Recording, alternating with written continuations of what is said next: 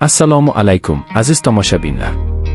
Bugungi videomizda biz O'zbekiston bozorida juda yaxshi tanilgan va ko'pchilik tomonidan ishonchli avtomobil sifatida qabul qilingan Chevrolet Cobalt 2025 modeli haqida batafsil gaplashamiz.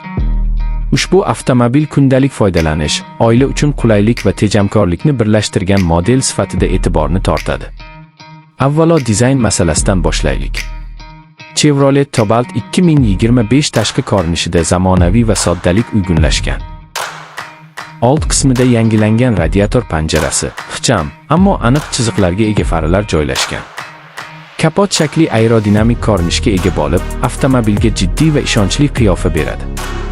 Yon tomondan qaralganda, kuzov chiziqlari silliq va muvozanatli bo'lib, shahar sharoitida ham, uzoq yo'llarda ham qulaylik hissini beradi. Orqa qismida esa ixcham stop chiroqlar va sodda bamper dizayni saqlanib qolgan. Umuman olganda, Cobalt 2025 dizayni ko'zga yoqimli va ortiqcha bezaklarsiz, amaliy uslubda ishlangan. Endi salon dizayniga to'xtalsak. Ichki qismda qulaylik va funksionallik asosiy o'rinda turadi. O'rindiqlar yumshoq va uzoq masofaga yurishda ham charchatmaydi. Old panel sodda, lekin tushunarli joylashuvga ega. Asboblar panelidagi ma'lumotlar aniq ko'rinadi. Haydovchi uchun barcha boshqaruv tugmalari qulay masofada joylashgan. Salon materiali kundalik foydalanishga mos bo'lib, oson tozalanadi va chidamli hisoblanadi.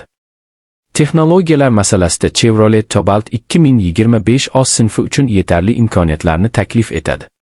Markaziy konsolda sensorli multimedia tizimi joylashgan bo'lib, u smartfon bilan ulanishni qo'llab-quvvatlaydi. Bluetooth orqali qo'ng'iroqlarni qabul qilish, musiqa tinglash va navigatsiyadan foydalanish mumkin.